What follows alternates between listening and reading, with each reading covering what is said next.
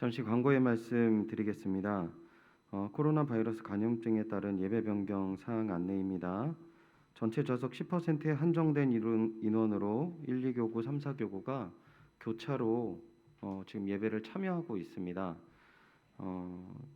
지금 조금 그래도 이제는 원하는 예배에 좀 참석하고 싶다는 의견과 또 당회에서 그러한 부분들을 허락하셔서요.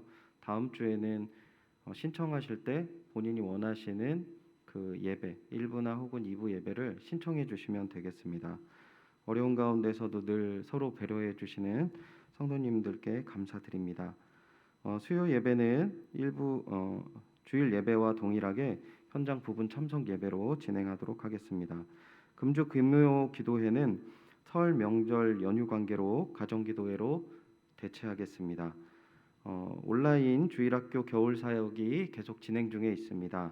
청년부 수련회가 오늘까지 진행되고 있는데요. 끝까지 기도해 주시고 수련회 이후에도 우리 청년들이 잘 생활하고 믿음의 길 걸어갈 수 있도록 기도해 주시기 바랍니다. 2부 예배 후에는 본당에서 은퇴식이 진행됩니다. 많은 격려와 또한 축하 인사 해드리면 좋겠습니다. 장학위원회가 낮 12시 30분 줌 화상회의로 모이도록 하겠습니다.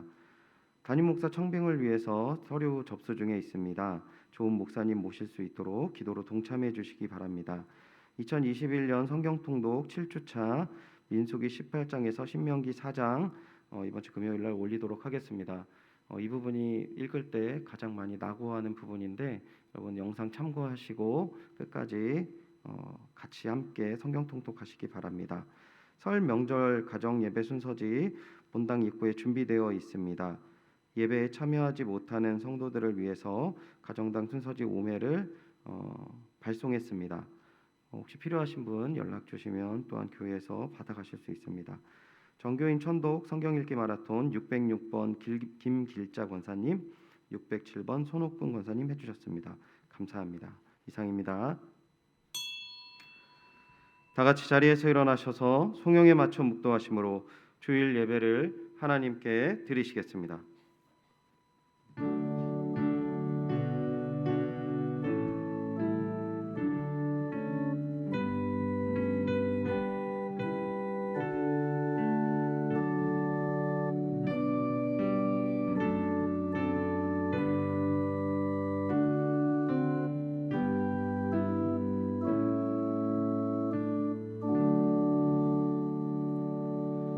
악한 길에서 떠나 스스로 낮추고 기도하여 주님의 얼굴을 찾으면 하늘에서 듣고 죄를 사하시며 땅을 고치시는 하나님의 은혜와 사랑 감사드립니다.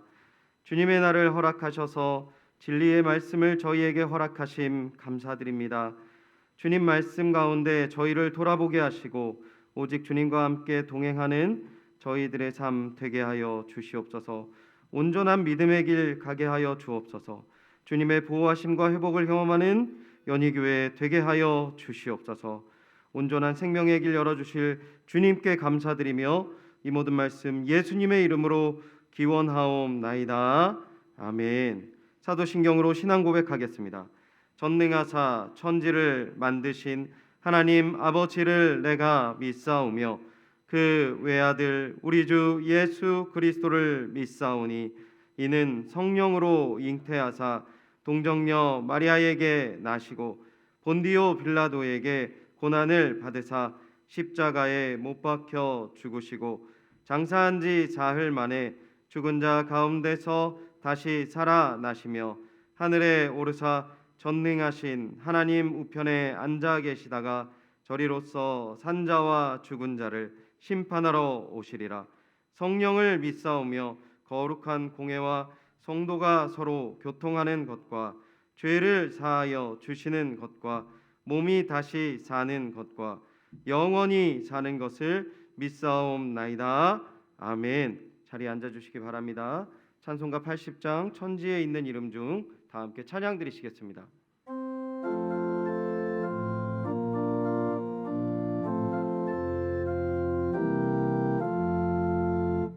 천지에 있는 이름 중 귀하고 높은 이름 주 오시기 전 지으신 구주의 이름 예수. 주 앞에 내가 엎드려 그 이름 찬송함은 내 귀에 들린 말씀 중 귀하신 이름 예수.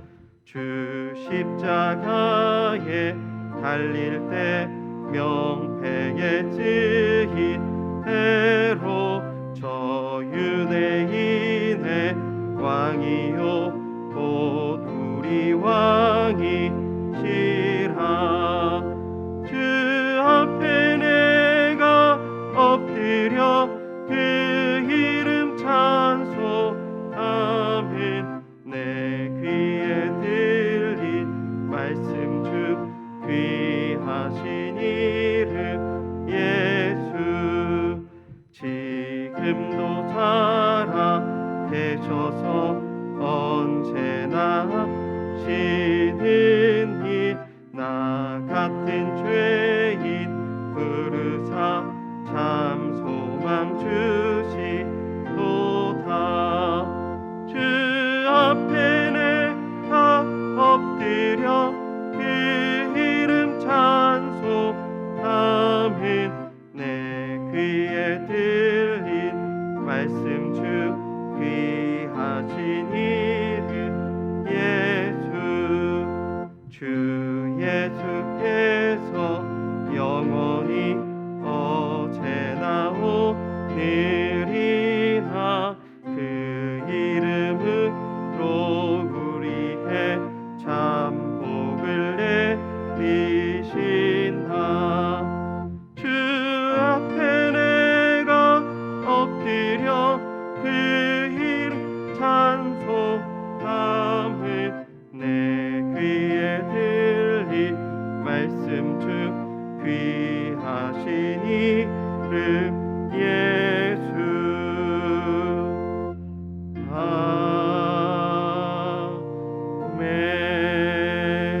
아멘.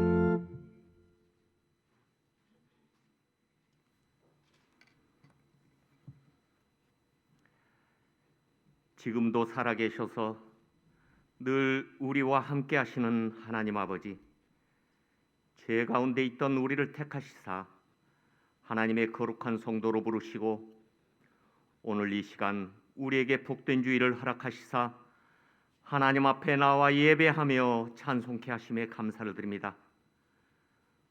모든 이에게 구원을 주시는 하나님의 은혜로 인하여 우리가 이 자리에 있음을 고백하오며 저희들 교회와 각 가정에서 한 마음으로 온 마음을 다하여 영과 진리로 예배를 드리오니 저희의 예배를 기뻐 받아 주시고 영광 받으시옵소서. 하나님의 값없는 크신 사랑과 은혜를 받은 저희들이지만 지난 한 주간 세상의 유익과 욕망을 쫓아 살고 또 죄의 유혹 가운데 번번이 넘어지고 하나님을 떠난 저희의 불충한 모습들 용서하여 주시고 이 시간 주님의 보혈로 정결케 하여 주옵소서. 자신을 내어주시기까지 우리를 사랑하셔서 온 천하보다도 귀한 영원한 생명을 우리에게 허락하신 하나님 아버지의 사랑과 은혜를 늘 마음속에 품고 하루하루를 살아가는 믿음의 백성들 되게 하옵소서.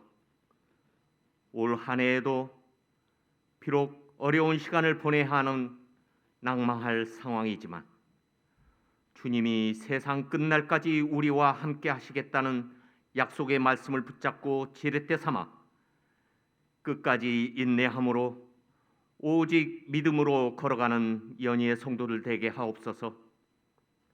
오늘은 특별히 이당 경계주일로 지킵니다. 세상이 코로나로 어지러운 가운데 한국 교회를 이단의 유혹과 공격에서 지켜주시고 특별히 연희의 성도들 자녀들이 이단에 미혹받지 않는 건강한 연희교회와 가정이 될 수 있도록 지켜보호하여 주시옵소서. 1년 가까이 주일학교가 모이지 못하는 많은 어려움 가운데 겨울 수련회가 진행 중에 있습니다. 비록 온라인 수련회이지만 많은 학생들이 참여할 수 있도록 은혜를 베풀어 주시고, 이를 위하여 기도하고 수고하는 우리 주일학교 사역자와 선생님들에게도 큰 은혜를 베풀어 주옵소서. 지금 우리 교회의 모습이나 우리들의 믿음이 전부가 아닌 우리가 후대의 믿음을 잘 세워주고 우리 연유교회가 이 세대의 아름다운 모습으로 잘 이어갈 수 있도록 힘쓰는 우리 연유교회와 우리 연희의 가정이 될 수 있도록 인도하여 주옵소서. 교회가 담임 목사님 청빙이 진행 중에 있습니다. 모든 청빙의 과정을 주님이 친히 주관하여 주시고 온 성도들이 이를 위하여 먼저 한 마음이 되고 전심으로 기도하게 도와주시옵소서. 사람의 생각이나 세상의 기준이 앞서지 않고 오직 주님의 뜻을 따라 주님의 마음에 합한 귀한 목자를 모실 수 있도록 저희들의 영안을 열어주시고 저희의 발걸음을 인도하여 주옵소서. 강단에 세우신 김희성 목사님, 영육간의 강건함과 성령 충만함을 허락하시사 하나님이 주신 말씀을 선포할 때 우리의 심령 가운데 잘 뿌려지며 좋은 열매를 맺을 수 있도록 우리에게 은혜를 베풀어 주옵소서. 육신의 연약한 가운데 있는 환우들과 특별히 오랜 시간 경제적인 어려운 가운데 있는 우리 주의 백성들 위로하여 주시고 회복의 역사를 이루어 주옵소서. 오늘 예배 후에 세 분의 은퇴 권사 집사님과 8분의 명예권사 추대식을 진행코자 합니다. 각자에게 합당한 직분을 허락하시사 그동안 하나님을 섬기고 교회를 위하여 기도하며 섬김의 자리에서 수고한 그 손길을 축복하여 주시고 위로하여 주옵소서. 이후 남은 여생의 삶 가운데서도 영육간의 강건함과 주님의 크신 사랑과 은혜를 베풀어 주옵소서. 방역을 준수하며 또 설 명절을 보내는 우리 연희교회 성도들 건강과 안전을 지켜주시길 소원하며 우리의 영원한 생명 되시는 우리의 주 예수 그리스도의 이름으로 기도드립니다. 아멘.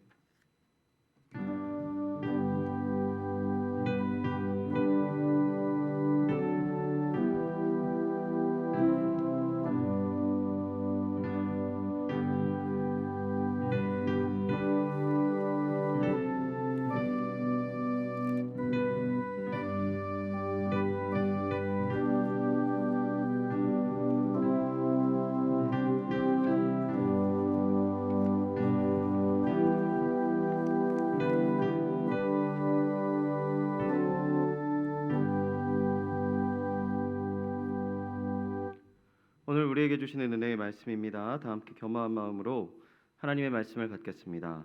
하나님의 말씀 로마서 1장 1절부터 17절까지의 말씀입니다. 신약 성경 239면에 있습니다. 로마서 1장 1절부터 17절까지의 말씀 제가 봉독하도록 하겠습니다. 예수 그리스도의 종 바울은 사도로 부르심을 받아 하나님의 복음을 위하여 택정함을 입었으니 이 복음은 하나님이 선지자들을 통하여 그의 아들에 관하여 성경에 미리 약속하신 것이라. 그의 아들에 관하여 말하면 육신으로는 다윗의 혈통으로 나셨고 성결의 영으로는 죽은 자 가운데서 부활하사 능력으로 하나님의 아들로 선포되셨으니 곧 우리 주 예수 그리스도시니라. 그로 말미암아 우리가 은혜와 사도의 직분을 받아 그의 이름을 위하여 모든 이방인 중에서 믿어 순종하게 하나니 너희도 그들 중에서 예수 그리스도의 것으로 부르심을 받은 자니라. 로마에서 하나님의 사랑하심을 받고 성도로 부르심을 받은 모든 자에게 하나님 우리 아버지와 주 예수 그리스도로부터 은혜와 평강이 있기를 원하노라.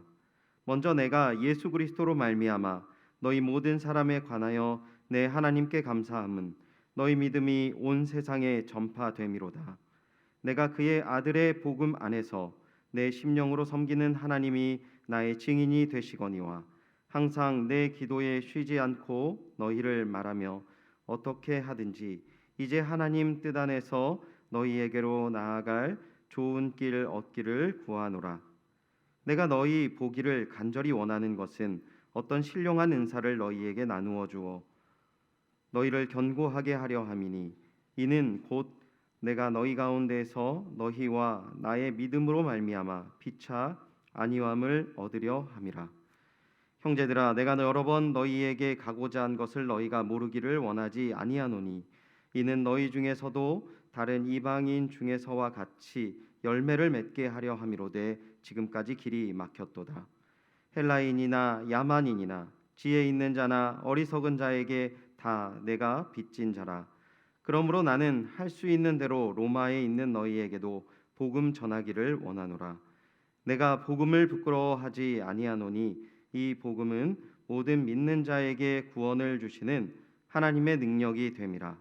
먼저는 유대인에게요 그리고 헬라인에게로다. 복음에는 하나님의 의가 나타나서 믿음으로 믿음에 이르게 하나니 기록된 바 오직 의인은 믿음으로 말미암아 살리라 함과 같으니라. 아멘. 이 시간 김희성 목사님 나오셔서 헌금을 위해 기도해 주시고 복음을 들어야 사는 교회라는 제목으로 하나님의 말씀 전해 주시겠습니다.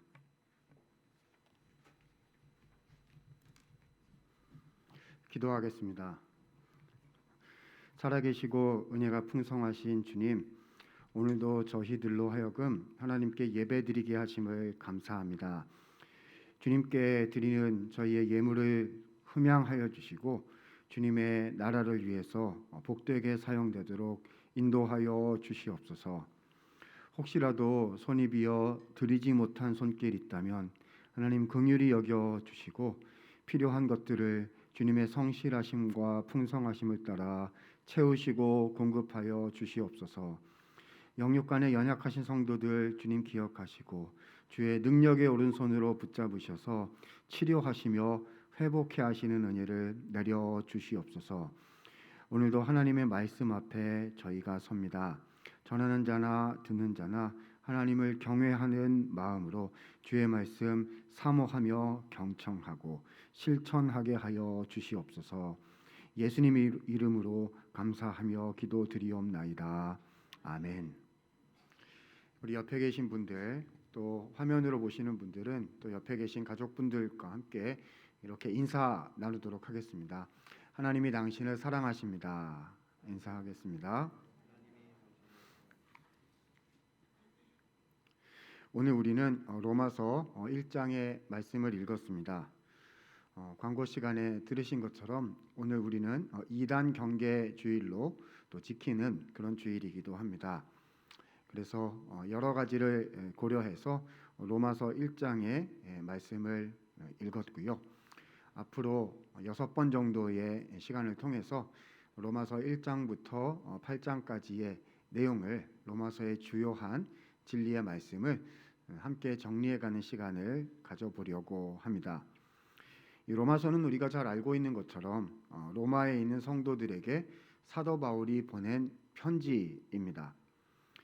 이 로마서는 성경 66권 중에서 참으로 중요한 책이다라고 말해야 할 것입니다. 왜냐하면 수많은 믿음의 선조들이 예수님을 믿지 않던 불신앙에서 예수님을 참되게 믿는 신앙으로 돌이키도록 만들어 놓은 책이 바로 로마서였기 때문입니다. 이 로마서가 중요하다는 사실은 단순 명료합니다. 왜냐? 로마서가 복음에 대해서 설명하고 있기 때문입니다. 예수님을 믿는다는 것이 무엇인지를 차곡차곡 설명하면서 나는 진실로 예수님을 믿고 있는가? 그렇다면 어떻게 살아야 하는가를 분명하고 선명하게 알려주시기 때문이죠. 그래서 많은 설교자들은 아마도 성경 66권 중에서 한 권만 설교하라는 요청을 받는다면 조금의 주저함도 없이 로마서를 선택할 것이라 생각합니다. 왜냐? 로마서가 복음의 정수를 우리에게 알려주고 있기 때문이지요. 내가 믿는 것이 무엇인가, 무엇을 믿어야 하는지를 알려주십니다. 사랑하는 여러분, 복음이 무엇입니까? 복음은 좋은 소식, 기쁜 소식이라는 뜻이지요. 그래서 우리가 이 복음을 잘 알고 있는 것 같습니다. 그러나 사실 우리가 이 복음을 잘 알지 못하는 경우도 많이 있습니다. 심지어는 복음에 대해서 관심을 별로 가지지 않은 경우도 흔히 볼 수가 있습니다.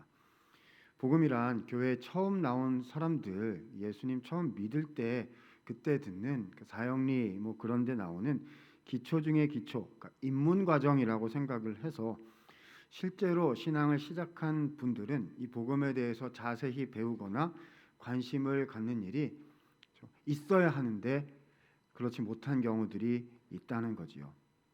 여러분, 그렇지 않습니다. 복음은 예수님 믿을 때 처음 한 번 듣고 마는 그런 이야기가 아닙니다. 복음이란 우리가 듣고 또 듣고 평생 배워 나가야 할 기독교의 핵심이요, 기초요, 전부라고 해도 과언이 아닐 것입니다.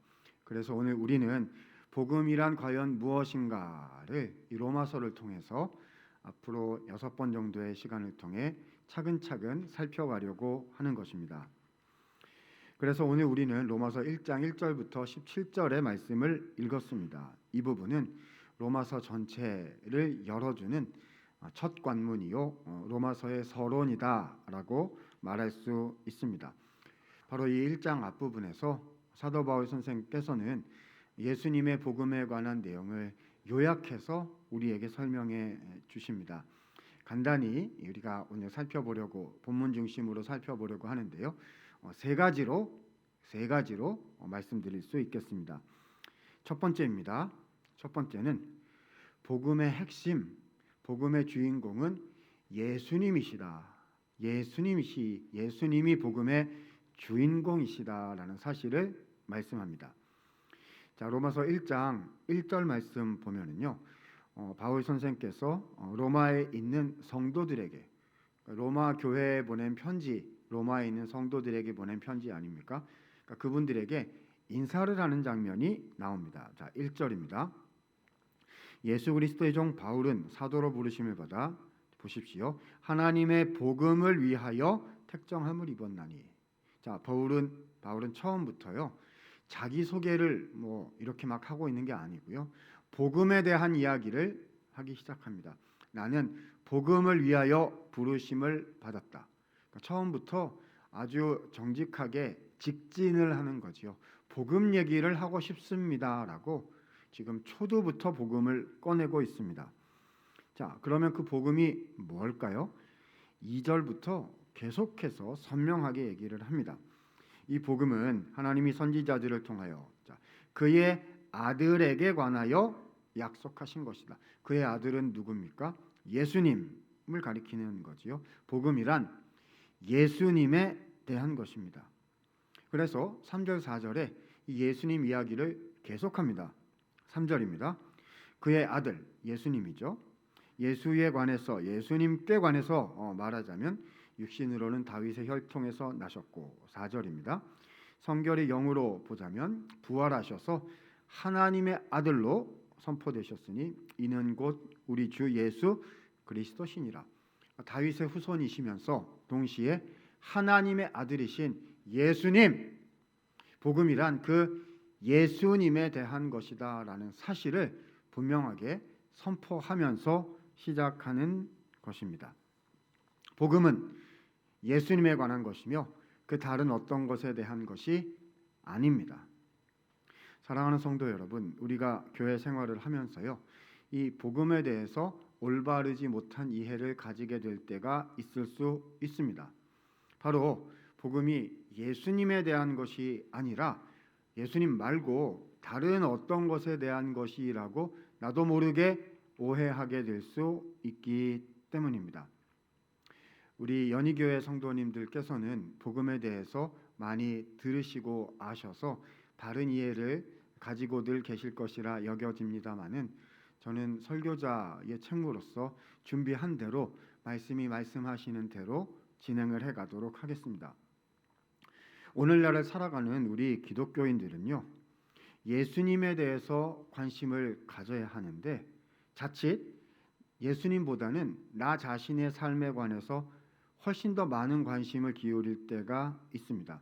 교회에 나오는 것은 예수님께 대해서 배우고 예수님과 교제하고 그것을 위한 것이어야 하는데 오히려 예수님에게는 별로 관심이 없고 내가 원하는 어떤 것을 예수님께 이렇게 얻는, 타내는 데 관심이 있어서 교회를 나올 때가 있다는 것입니다. 그래서 어떻게 되느냐? 복음은 내가 하나님, 예수님에게서 무언가를 타내는 것이다 라고 오해할 수 있다는 거죠. 복음은 그런 것이 아닙니다. 복음은 오직 예수님에 대한 것입니다. 예수님께서 나를 위해서 무슨 일을 하셨는가?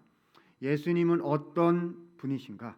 그 예수님을 믿게 되면 내 안에 어떠한 변화가 일어나게 되는가? 예수님과 함께 살아가려면 어떻게 해야 하는가? 복음은 오롯이 예수님 한 분, 그분에 대한 것입니다. 그럼에도 불구하고 이 시대의 교회들은 복음 그 자체보다 복음이 우리에게 줄 수 있는 무엇인가에 대해서 더 관심이 많아 보일 때가 많이 있는 것이지요. 그런 것은 참된 신앙이 아닙니다. 물론 신앙생활 가운데 하나님께서 우리에게 필요한 것들을 공급하시며 우리 가운데 많은 것들을 풍성하게 허락해 주십니다. 그런 일들이 일어납니다. 하나님께서 응답을 하십니다. 그런데 그것이 당연함에도 불구하고 그것이 신앙의 본질이나 핵심은 아니라는 거지요. 신앙이란 예수님을 알고 예수님과 관계를 맺고 예수님과 함께 하게 되는 철저하게 예수님 그분에 대한 것입니다. 복음은 예수님이 중심인 것이지요. 이것이 사도 바울 선생께서 로마서의 첫머리에서 선포해주고 계시는 첫 번째 내용입니다. 복음은 나에 대한 것이 아니라 예수님께 대한 것입니다. 자, 두 번째입니다. 이제 사도 바울 선생은 로마에 있는 성도들에게 자신이 왜 그들에게 편지를 쓰려고 하는지, 편지를 쓰는 의도, 목적에 대해서 설명을 합니다. 여러분, 편지가 이렇게 오면은요, 편지가 오는 이유가 있잖아요. 안부를 묻는 경우가 있을 수 있고, 무슨 정보를 주려는 경우가 있을 수 있고, 소식이 왔다 갔다 하는 것에는 목적이 있습니다. 바울은 왜 로마서에 이렇게 긴 편지를 적어서 보내려고 한 것일까요? 아직 한 번도 만난 적이 없는 사람들, 그런 관계거든요. 왜 이렇게 자세한 편지를 써서 보낸 것일까요? 그 목적이 오늘 본문에 잘 기록이 되어 있습니다. 13절 한번 읽어보면서 말씀드리도록 하지요. 자, 13절 우리 다 함께 한번 읽기를 원합니다. 13절입니다. 시작. 형제들아, 내가 여러 번 너희에게 가고자 한 것을 너희가 모르기를 원하지 아니하노니 이는 너희 중에서도 다른 이방인 중에서와 같이 열매를 맺게 하려 함이로되 지금까지 길이 막혔도다. 여러 번 로마 교회로 가려고 했는데 길이 막혔다는 거예요. 그래서 편지를 쓰고 있는 거죠. 그러면 왜 로마로 가려고 했느냐? 자, 13절 중반에 이렇게 기록이 되어 있습니다. 너희 중에서도 다른 이방인 중에서와 같이 열매를 맺게 하려 함이다. 여러분, 열매를 로마 교회 가운데 열매를 맺고자 한다는 거예요. 그런데 그 열매가 뭐죠? 자, 보세요. 다른 이방인들 중에서와 같이 너희 중에서도 열매를 맺기를 원한다. 다른 이방인들에게서 바울이 어떤 열매를 맺었습니까? 바울은요, 이방 민족들에게 복음을 전하던 선교사였습니다. 하나님을 믿지 않던 이방 사람들에게 가서 예수님을 믿고 하나님의 자녀가 되도록 하는 일을 하던 사람이 바울이었단 말입니다. 자, 그런데 그런 일을 어디서도 하겠다고요? 로마 교회의 성도들의 그들에게 가서도 하겠다, 이 말을 한 것입니다. 여러분, 우리가 만약에 로마 교회 성도들이고 이 편지를 받는 입장에 있는 사람들이었다면 이 말이 어떻게 들렸을지 한번 상상해 보셨으면 좋겠어요. 만약에 우리가 안 믿는 사람들이라면 너희를 전도하기 원한다. 아, 내가 안 믿으니까 나를 전도하기 원하는구나. 이해가 되겠지요. 그렇죠? 아, 바울 선생님께서 안 믿는 어떤 분들에게 가니까 로마 교회 성도님들이요, 저를 위해서 기도해 주십시오. 이것도 이해가 될 것입니다. 그런데 지금 이 편지를 받는 로마 교회 성도들은 이미 믿는 사람들이란 말입니다. 그런데 바울 선생님이 와가지고 그 로마 교회 사람들에게 복음을 전하고 너희 중에서 열매를 맺겠다 하면 이것은 무슨 말이 되는 것입니까? 아니, 우리는 이미 믿고 있는 사람들인데 왜 우리에게 복음을 전하려고 하는 것입니까? 라는 생각이 들지 않겠습니까? 여기에 대해서 바울은 계속 이야기합니다. 14절, 15절입니다. 내가 당신들에게 복음을 전하려는 이유가 있다는 거예요. 14절 보니까요. 헬라인이나 야만인이나 지혜 있는 자나 어리석은 자에게 보십시오. 나 바울은 다 빚진 자다. 그러므로 나는 할 수 있는 대로 로마에 있는 너희에게도 복음 전하기를 원하노라. 자, 로마 성도들에게 복음을 전하려는 이유는 바울이 빚진 자이기 때문이라는 겁니다. 자, 뭐에 대해서 빚진 거죠? 복음에 빚진 것입니다. 그러니까 돈을 빚지고 은행에 빚지고 이렇게 한 게 아니고요. 복음의 빚을 졌다는 거지요. 사도 바울이 원래 믿는 사람이 아니었고 원래는 기독교를 핍박하는, 교회를 핍박했던 핍박자 아니었습니까? 그러다가 다메섹으로 올라가는 길에서 예수님을 만나고 회심하게 되지요. 그때 예수님께서 바울에게 사명을 주셨습니다. 너는 이방의 빛이다. 이방을 위한 사도다. 이방의 복음을 전할 나의 택한 그릇이다. 새로운 사명을 바울에게 주셨어요. 그래서 자기가, 사도 바울 자신이 복음의 빚진 자가 되었다는 겁니다. 그래서 복음을 전하는 게 의무고 사명이라는 거예요. 근데 누구에게 전하느냐? 자, 14절 다시 보면은요. 헬라인이나 야만인이나 지혜 있는 자나 어리석은 자에게 내가 다 빚진 자다. 헬라인이란 당시 로마 사회의 상류 계층 사람들을 얘기하는 걸 거고요. 야만인이라는 부류는 그 헬라인 빼고 나머지 전체를 다 야만인이라고 부르는 겁니다. 그러니까 누구에게나 everybody 이런 말이죠. 지혜 있는 자나 어리석은 자에게도 이것도 마찬가지입니다. 누구에게나 다라는 말이죠. 그러니까 나는 이 세상에 있는 모두에게 복음의 빚진 자다라고 지금 바울이 얘기하고 있는 겁니다. 그러니까 그 복음을 전해야 하는 대상 중에 누구도 포함이 된다고요. 로마 교회 성도 여러분이 포함이 됩니다라고 적어 내려가고 있었던 것이지요. 여러분, 이것이 무슨 의미입니까? 바울은 왜 이미 믿은 교회, 로마 교회 성도들에게 복음을 전하겠다고 말하고 있는 것입니까?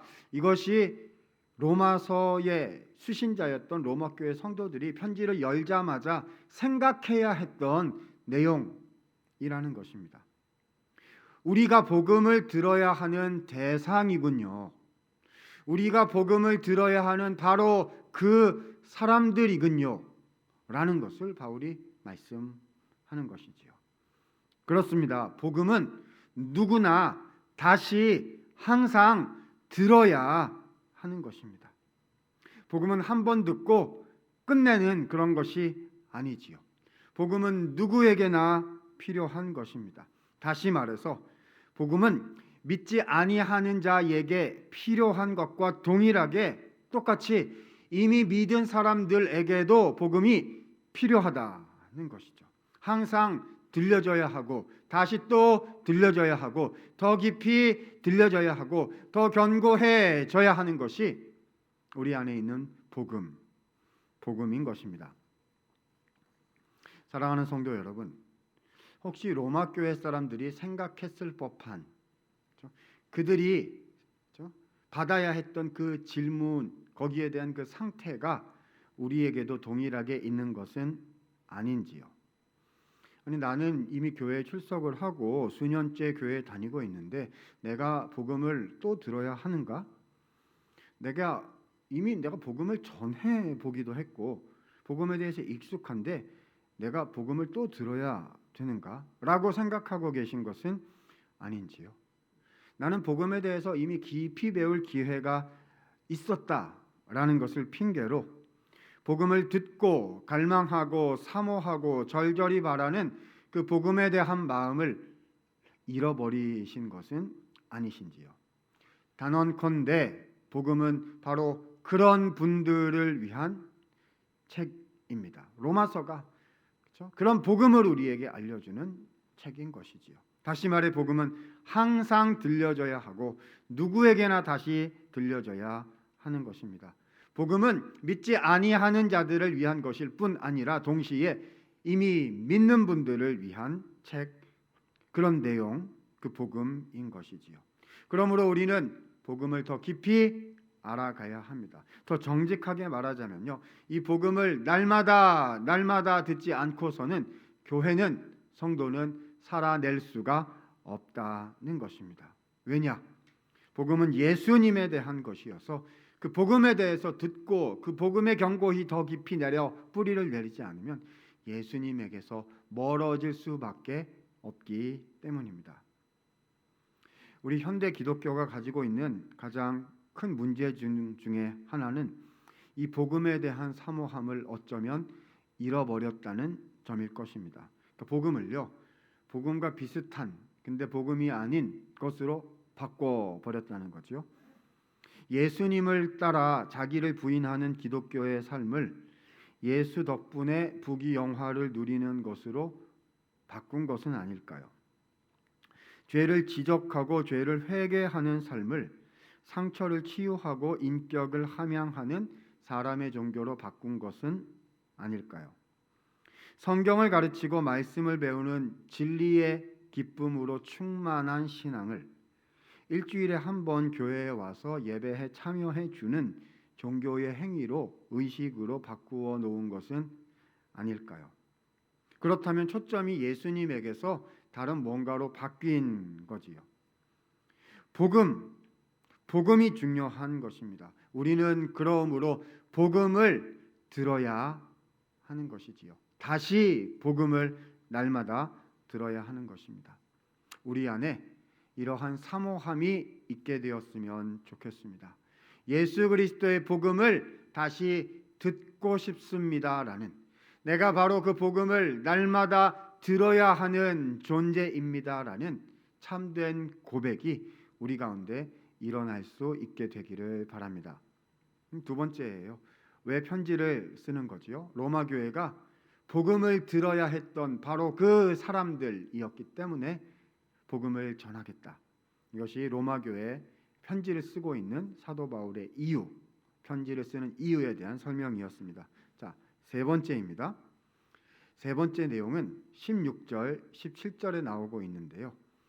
바울 선생님께서는 앞으로 로마서 1장부터 8장에 걸쳐서 쭉 설명해 나갈 예수 그리스도에 대한 복음을, 그 핵심을 여기서 간명하게 소개해주고 있습니다. 앞으로 자세하게 나올 거예요. 근데 그것을 추려서 핵심을 여기다가 적어 놓으셨습니다. 이 부분이 오늘 우리가 말씀 속에서 생각하려고 하는 가장 중요한 내용, 포인트가 되겠습니다. 자, 먼저 16절을 읽어보도록 하지요. 다 함께 읽기를 원합니다. 16절입니다. 내가 복음을 부끄러워하지 아니하노니 이 복음은 모든 믿는 자에게 구원을 주시는 하나님의 능력이 됨이라. 먼저는 유대인에게요, 그리고 헬라인에게로다. 자, 복음에 대해서 소개해 주시는데 16절에 나오는 가장 중요한 표현은요, 이 복음이 하나님의 능력이다라는 사실입니다. 자, 복음은 무엇입니까? 하나님의 능력입니다. 자, 누구의 능력이라고요? 하나님의 능력. 우리에게 구원을 하나님이 주시는데요, 복음을 통해서요. 이것이 누구의 능력이라고요? 하나님의 능력. 기억하십시오. 복음은 하나님의 능력입니다. 복음의 내용은 예수 그리스도에 대한 것이고요. 그리고 그 복음은요, 우리에게 하나님의 능력으로 이루어진다는 것입니다. 여러분 혹시 생각해 보신 적이 있으십니까? 복음은 진짜 하나님의 능력입니까? 우리 중에 어떤 분들은 혹시라도 이 복음에 대해서 거꾸로 거꾸로 생각하고 계신 분이 계실지도 모르겠습니다. 이렇게 생각하는 거죠. 복음은 사람의 능력이다. 내가 헌신하고 내가 믿고 내가 희생하고 내가 교회에 나왔고 내가 고백을 했고 내가 했다는 거예요. 그렇죠? 그러니까 물물 교환인 거죠. 내가 이만큼 믿음의 행위를 했으니 이걸 하늘에 드릴 테니 드린 관계 있으면 오는 게 있어야지. 그렇죠? 그러니까 하나님 제가 줬잖아요. 그러니까 저에게 구원을 주십시오. 이거는 뭐죠? 거래 행위입니다. 그렇죠? 하나님의 능력은요. 어린 반푼어치도 없지요. 내 능력이죠. 내가 한 거예요. 그렇죠? 그러니까 많이 했으면 나는 구원을 받을 자격이 있다고 생각을 하고, 그렇죠? 요즘 많이 못했어요. 그러면 나는 내가 구원받는 사람 맞는가? 이렇게 생각을 하고요. 누구의 능력으로 파악을 하는, 사람의 능력인 것처럼 생각할 수가 있다는 겁니다. 마치 자판기에 1,500원을 넣어야 1,500원짜리 음료수가 나오듯이. 그렇죠? 이거 정성이 필요하지. 정성이 필요해. 정성으로 하면 들어주실 거야. 누구의 능력이지요? 사람의 능력으로 복음을 오해하는 것입니다. 그러나 주님은 오늘 바울이 기록한 로마서를 통해서 말씀하십니다. 복음은 하나님이 하시는 하나님의 일입니다. 복음은 하나님께서 이루시는, 주님의 능력으로만 이루시는 하나님의 능력이라는 거죠. 사랑하는 여러분, 오늘 이 말씀은요, 기독교를 인간의 종교로 자칫 오해할 수 있는 우리들의 생각을 근본부터 흔들어 놓습니다. 기독교는 인간의 믿음에 기초한 신앙이 아닙니다. 그거는 타종교예요, 타종교. 기독교는요, 오롯이 구원하시는 하나님, 하나님이 하시는 일에 대한 종교입니다. 사람은 그 하나님이 하시는 역사에 끼고 싶어도 끼어들 자리가 전혀 없습니다. 처음부터 끝까지 하나님이 친히 주권적으로 일해 가시는 거지요. 나의 자리, 내가 기여할 포인트는 없다는 것입니다. 자, 그러니까 복음은 누구의 능력이라고요? 하나님의 능력이다라고 선명하게 말씀을 해주십니다. 자, 그러면요, 복음이 하나님의 능력이라는 이 사실을 좀 더 설명해 줄 수 있겠습니까? 그 내용이 1장 17절에 나오고 있습니다. 자, 오늘 마지막 볼 성경 구절인데요. 17절, 복음이 하나님의 능력이라는 사실을 풀어서 말씀하는 내용입니다. 자, 1장 17절 다 함께 읽습니다. 시작. 복음에는 하나님의 의가 나타나서 믿음으로 믿음에 이르게 하나니 기록된 바 오직 의는 믿음으로 말미암아 살리라 함과 같으니라. 아멘. 자, 16절에 복음은 하나님의 능력이다. 사람이 하는 것이 아니라 하나님이 하시는 하나님의 능력이다라고 했거든요. 그러면 하나님이 뭘 어떻게 하신다는 겁니까? 자, 17절에 두 가지를 말씀을 합니다. 첫 번째, 복음에는 하나님의 의가 나타납니다. 자, 뭐가 나타난다고요? 하나님의 의요. 여러분, 복음에 왜 하나님의 의가 나타나야 하는 거지요? 이해하기 어렵습니다. 이렇게 말했다면 훨씬 더 이해하기가 쉬웠을 거예요. 복음에는 하나님의 용서가 나타난다. 이러면 그렇군요. 내가 죄를 지었는데 용서해 주신다는 거군요. 확 이해가 될 거예요. 그런데 그 단어가 아니라 다른 단어예요. 복음에는 하나님의 무엇이요? 의가 나타난대요. 여러분, 의가 죄인 앞에 나타나면 구원을 받습니까? 심판을 받습니까? 심판을 받지요. 이거는 범죄자 앞에 경찰이 증거를 들고 나타났더라. 뭐 이런 말이에요. 범법자 앞에 검사, 그렇죠? 재판장이 그렇죠? 나타났더라. 뭐 이런 말인 겁니다. 하나님의 의가 나타나면요, 우리는 죽어요. 우리는 심판받는단 말입니다. 그런데 이 복음에 왜 하나님의 의가 나타나고 그게 어떻게 하나님의 능력이 된다는 것입니까? 앞으로 로마서에서 계속 풀어서 말씀할 내용인데요. 간명하게 말씀을 드리자면 이렇게 되겠지요. 그 하나님의 의가 나타났습니다. 그 하나님의 의로운 심판이 나타났고 이루어졌어요. 심판을 받았단 말입니다. 내가요. 어떻게요? 나를 대신하여 예수님께서 나에 대한 심판을 받으셨습니다. 그래서 하나님의 의가 이루어졌다는 거지요. 나의 죄와 나의 허물과 내가 죽어야 하는 죽음과 내가 받아야 하는 그 영원한 심판을 예수님께서 십자가에서 대신 받으시고, 그래서 하나님의 의가 충족되어지고 이루어졌다는 거지요. 그래서 나의 죄를 예수께서 가져가시고 예수님께서 가지신 그 하나님의 의를 우리에게 선물로 주셨다는 거예요. 그래서 하나님의 의가 이루어진 거지요. 그러니까 이것이 누구의 능력입니까? 하나님의 능력이고 하나님이 하신 겁니다. 사람의 능력이 되려면 내가 가서 내가 죽어야 되는 거예요. 십자가에 가서. 그런데 주님께서 나 같은 것 하나 사랑하셔서 그 아들을 보내시고 십자가에 나를 대신하여 죽게 하셨습니다. 그래서 하나님의 의가 우리에게 선물이 되어 우리가 하나님의 자녀로서 의인으로 주님 앞에 서게 된 것입니다. 이것이 하나님의 능력, 하나님이 하신 하나님의 능력의 역사라는 것이지요. 두 번째. 그래서 하나님의 의가 나타났는데 이것이 우리 신자들 안에서, 믿는 사람 안에서는 어떤 방식으로 풀어져 나가는가, 실제로 진행이 되는가를 17절에 이렇게 표현을 하셨습니다.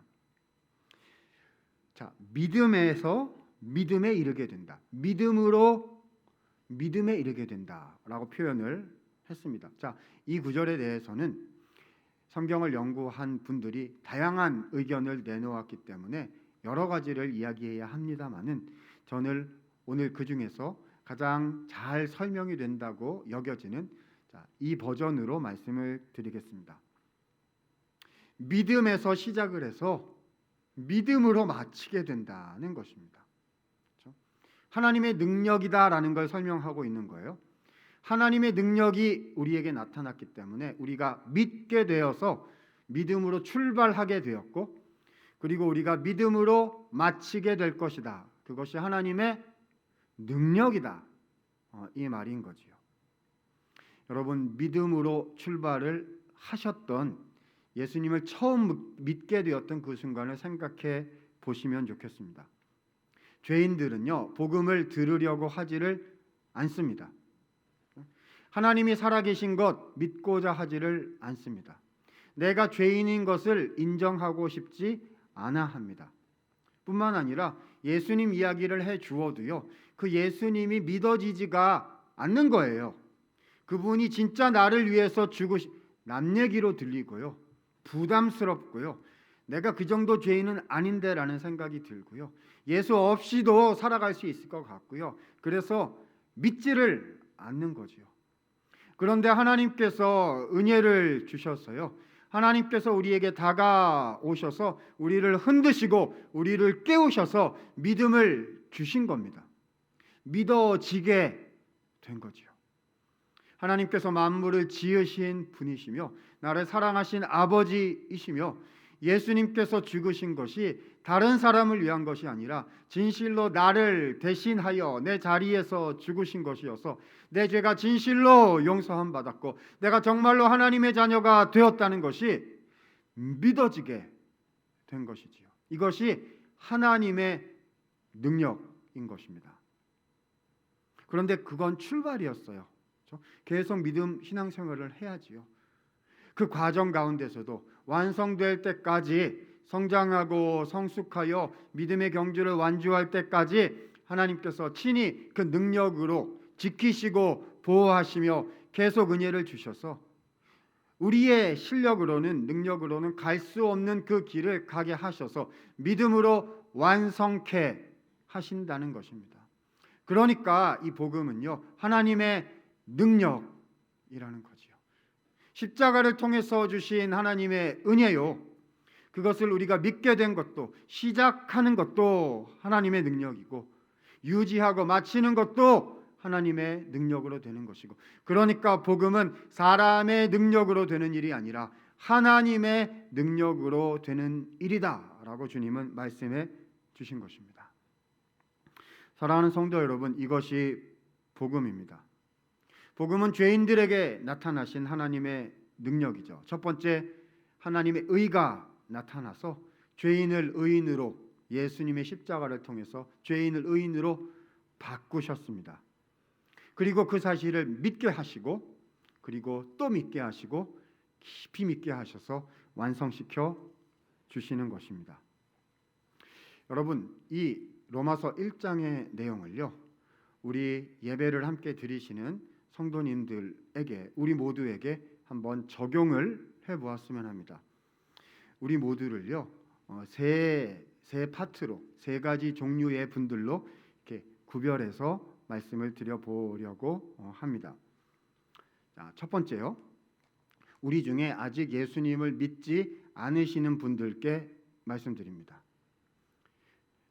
예수님을 믿지 않으시는 분들이 없으셨으면 좋겠는데요, 계실 수 있으므로 어느 교회에 가든 다 있을 것이고 사실 다 있습니다.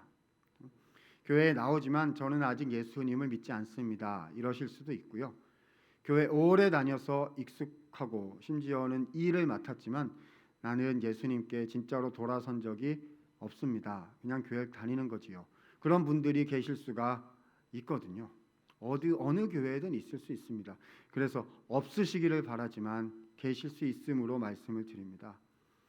여러분, 복음을 들으시기를 바랍니다. 교회 나온다고 예수님을 믿는 것이 아닙니다. 복음은요, 신앙생활을 교회에서 어떻게 하느냐 그런 이야기가 아니에요. 복음은 예수 그리스도께서 당신을 위하여 무슨 일을 하셨는지에 대한 것입니다. 복음은 하나님의 능력이어서요, 내 안에 믿음을 심으실 것이고 그 믿음을 키우실 것이고 나를 예수님의 사람으로 만들어 놓으실 것입니다. 그러므로 예수님께 대해서 관심을 가지실 수 있기를 바랍니다. 예수님이 하신 일이 무엇인지 배우려고 하시고요, 그 예수님에 대한 사실을 믿으려고 해보시기를 바랍니다. 그때 우리 하나님께서 은혜를 주셔서 하나님께서 선택하시고 건지시기 원하는 백성들을 주님의 능력으로 하나님 앞으로 인도하여 건져 주실 것입니다. 두 번째로요, 예수님을 이미 믿으셨는데 그럼에도 불구하고 복음에 대해서는 아직 관심이 별로 없으신 분들 계실 수 있을 겁니다. 그분들께 말씀을 드립니다. 여러분, 복음을 들으시기를 바랍니다. 여러분, 교회에 나와서 신앙생활을 한다는 것은요, 그냥 여기다가 이름 대강 걸어놓고 어차피 천국에는 갈 거니까 대충 살다가 마지막에 숟가락 얹어서 그 구원 열차에 올라타고 천국에 그냥 마지막에 골인하자, 이런 게 아닙니다. 우리가 믿는 기독교는 그 정도 수준의 이야기가 아닙니다. 여러분, 어떤 나라의 시민이 된다는 것은요, 그 나라의 시민, 국민으로서 책임, 권리를 누리고 행사하는 것 당연하지 않겠습니까? 우리가 대한민국의 국민이면은요, 남성분들 같은 경우는 군복무 해야 하는 것이 당연한 권리이자 의무입니다. 우리가 세금을 내야 할 것이고요, 투표를 해야 할 것이고, 이 나라의 국민으로서 마땅히 해야 할 바를 다 해야 합니다. 그래야 내가 대한민국 국민이라는 것이 분명한 거 아니겠습니까? 우리가 하나님 나라의 백성이라면요, 그렇게 사는 것이 진짜 삶이고 그것이 영광스러운 삶인 거예요. 복음을 들으시기를 바랍니다. 예수님이 어떤 분이신지 관심을 가지세요. 그리고 그 예수님에 대해서 배우려고 해주시기를 바랍니다. 그럴 때 주님의 말씀의 은혜가, 성령께서 역사하시는 그 은혜가 내 속에 있어서 진짜 예수님 믿는 인생을 살아가실 수 있게 되실 것입니다. 세 번째입니다. 이 세 번째는요, 사실 존재하지 않는 카테고리여야 하는데 혹시 계실까 봐 말씀을 드립니다. 세 번째는요, 이미 복음을 깨달으신 적이 있는데 이 복음의 놀라운 이 충격이 무엇인지, 이 예수님에 대한 진리가 나를 흔들어 놓는 그 복음의 능력을 경험을 하셨는데 어느 순간부터 복음에 관심이 없어지신 그런 분들 혹시 계실지 모르겠습니다. 여러분, 복음을 들으시기를 바랍니다.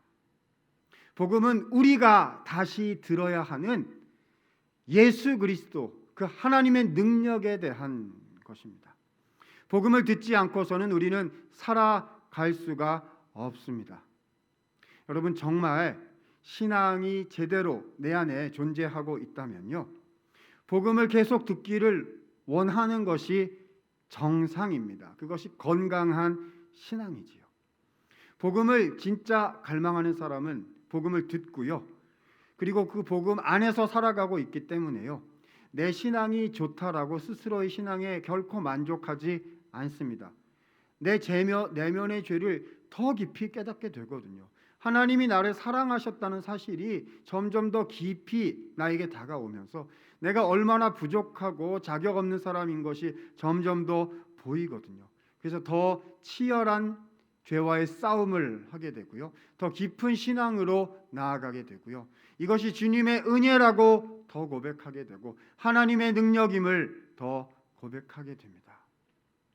주님의 은혜가, 하나님의 능력이 나를 붙잡는 그 평강과 은혜의 삶을, 그 은혜를 누리는 삶을 더 깊이 살아가게 되는 거지요. 그러므로 혹시 내가 세 번째에 해당이 된다 생각되시는 분들 계시거든, 주님, 나로 하여금 복음을 듣게 하여 주십시오. 복음에 대한 사모함을 회복하게 해 주십시오. 이 마음을 가지실 수 있으면 좋겠습니다. 여러분, 오늘 우리는 이단 경계주일로 지키는 그런 주일입니다. 우리 한국 사회에만 해도요, 이단들이 우리 주변에 얼마나 많이 있는지 모릅니다.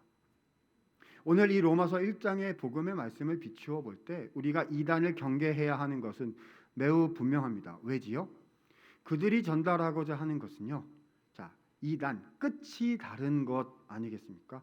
처음에는 예수님 얘기하는 것 같은데 나중에 가서 보면 예수님 얘기하는 게 아닙니다. 거기 있는 그 집단에 있는 어떤 사람을 믿어야 그게 진짜다라고까지 반드시 갈 거예요. 가르치는 내용도 성경을 요모조모 이렇게 설명하는 것 같지만은요, 정말로 성경을 진실하게 진지하게 원문과 교리를 따라서 연구한 저희 같은 사람들이 이렇게 그 내용을 보면은요, 말이 하나도 안 됩니다. 그렇죠? 교회 밖에서 성경 공부 모임 하는 거 가시면 안 되시고요. 그렇죠? 복음을 교회 안에 들어오셔, 여기가 교회거든요. 여기가 예수님의 복음이 선포되고 복음으로 모이고 복음으로 성장하고 복음이 역사하는 곳, 여기가 교회거든요. 교회에 오셔서 예수님에 대해서 관심을 가지시고 예수님에 대해서 알려달라 말씀해 주세요. 우리 목사님들께서, 우리 목사님 전사님들께서 잘 지도해 주실 것이고 우리 장로님 권사님들께서 여러분의 신앙을 또 잘 살펴 드릴 것입니다. 여러분, 우리는 복음을 들어야 사는 교회입니다. 지금 나의 위치와 나의 신앙의 상태가 어떻든지 간에, 부족하든지 간에, 아니면 이 복음을 계속해서 들어왔든지 간에 우리는 복음을 들어야 살 수가 있습니다. 예수님께서 복음의 주인이시고 그분이 우리의 주인이시기 때문입니다. 아무쪼록 이 복음에 관심을 기울이시며 이 복음을 날마다 듣고 살피고 깨닫고자 하여 하나님께서 주시는 믿음과 진리의 길로 달려가시고 승리하시는 모든 성도님들 되시기를 우리 예수님의 이름으로 축원을 드립니다. 자리에서 일어나 주시겠어요? 함께 찬송하겠습니다. 453장 함께 찬양 드리겠습니다.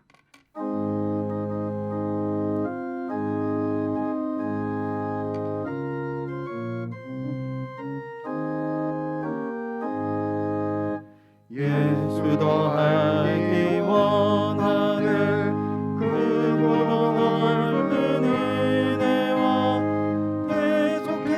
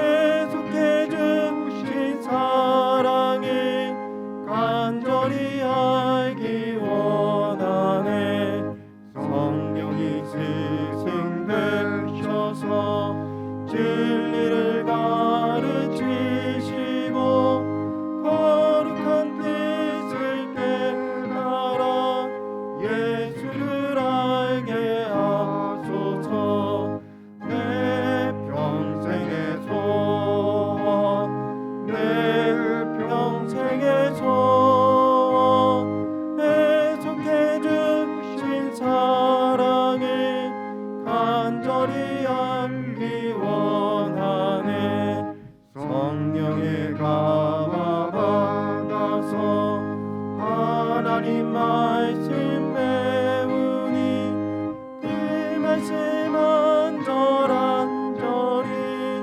내 맘에 교훈 되도다. 내 평생의 소원, 내 평생의 소원, 계속해 주신 사랑을 간절히 알기 원하네.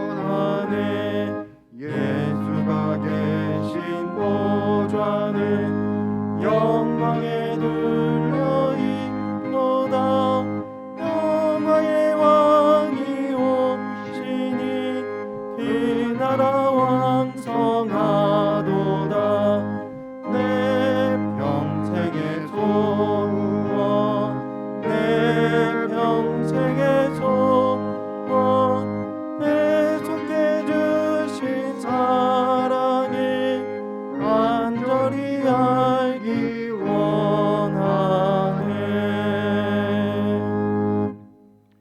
살아계시고 능력이 많으신 하나님, 오늘 로마서의 말씀을 기억하며 우리가 복음을 듣는 주님의 교회로 성도로 다시 서기를 소원합니다.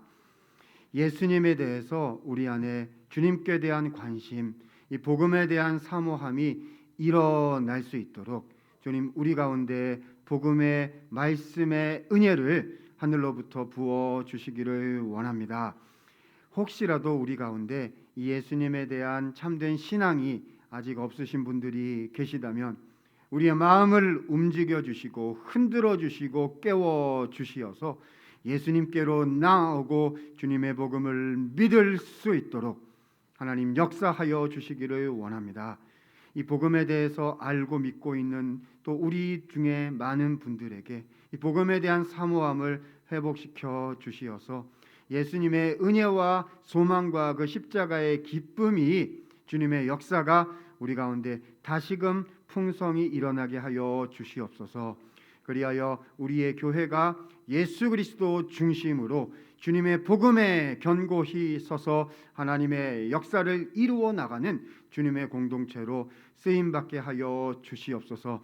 이 말씀 의지하고 또한 한 주간 살아가려고 하오니 우리의 하루하루의 삶을 지켜주시고 불꽃 같은 눈으로 보호하여 주시어서 예수님에 대한 관심과 기도와 찬양과 감사와 그런 고백들이 우리의 입술에서 떠나지 않게 하시고 이번 한 주간도 승리하게 하여 주시옵소서.